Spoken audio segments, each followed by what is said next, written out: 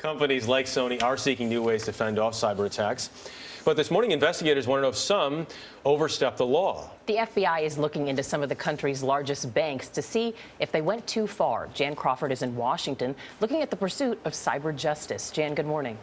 Well, good morning. So this is called revenge hacking. I mean, basically, companies that are hacked will turn around and try to attack their hackers, either to shut down their systems or get back some stolen information. But under U.S. law, that's illegal.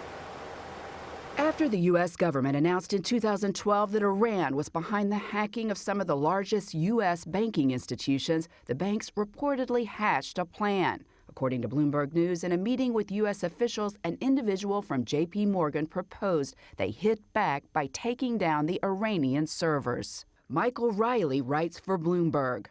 There was a lot of legal questions that came up, but somebody did shut down the servers, and the FBI is trying to figure out who did it. That's because under a 30-year-old federal law, U.S. companies cannot access external computers to overload servers, retrieve stolen information, or even stop an impending attack.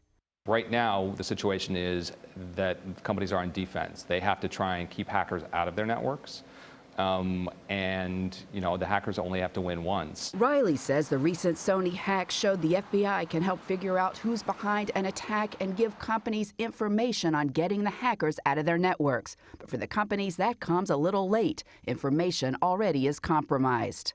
They're incredibly frustrated, they're incredibly vulnerable, and they are looking for other options, and some of those options may be going after the hackers. For many companies, the financial incentive is high. In 2013, Target reported hackers compromised up to 40 million debit or credit card accounts and stole personal data from another 70 million customers, costing upwards of $350 million. A recent report by McAfee estimated that hacking cost the global economy up to $575 billion annually.